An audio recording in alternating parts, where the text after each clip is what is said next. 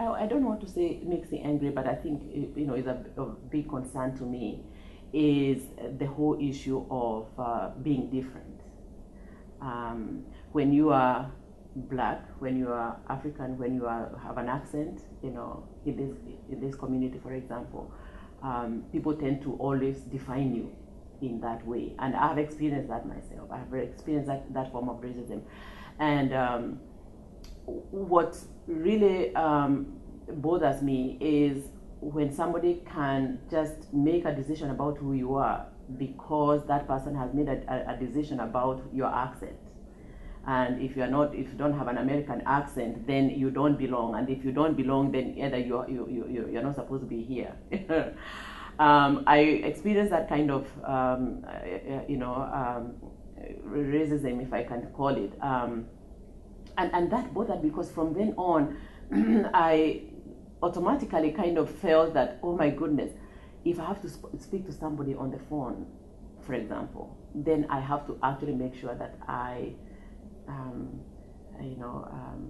make them know who I am, and I find myself always saying, oh, hello, I'm Dr. Mumbi Mwangi, and that is not really, I mean, having a PhD is a good thing, but does not necessarily define me. But to get to a position where you feel like you have to do that to kind of justify yourself, it's very annoying sometimes, and very degrading sometimes. But I also have hope because when I interact with people and they really get to know who I am, when they go beyond my accent, and really I have no problem with my accent. That is who I am. I mean, my accent, I think, gives me identity, really. I mean, that I'm very proud of that. But when people go beyond that and then they see this person, then you can see apparently that they become acceptable or accepting. And for me, that is where my hope is, that we can live in a world where we don't have to put people into boxes or be able to define people based on what we think about them. And especially when I'm teaching also in those kind of classes, I really have hope because students really kind of get the idea that we have to do something to go beyond those barriers and to go beyond those boundaries. Well, for me, I think is looking back at the struggles of African women, and especially so back home in Africa, and the fact that it makes me upset that these women, for example, do not have the resources that we have here. I had said that I'm working at a battered women's shelter. We do not have any battered women's shelter back home.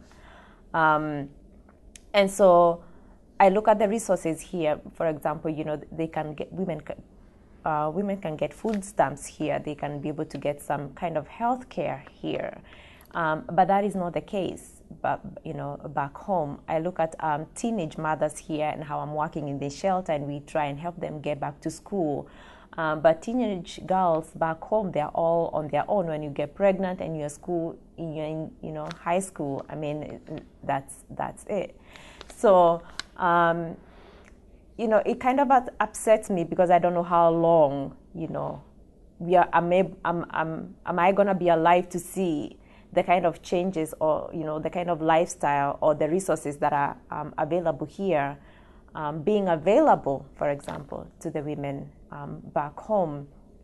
And then again, I also look at the idea of globalism, I can't even pronounce it, but the fact that, there's that divide, the North divide, the Western countries, and the South divide, and how we in the Western world have kind of contributed to the fact that, these women cannot get these resources.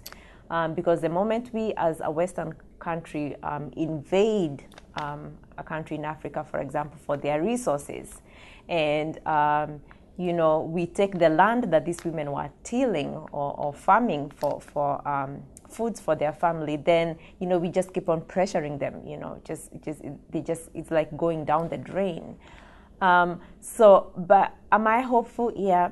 I'm hopeful that young women like me will stand and advocate for the rights of these women, get education. I'm honored and I feel privileged to, for my parents for giving me an opportunity to go to school, because there are so many girls back home who did not have that opportunity.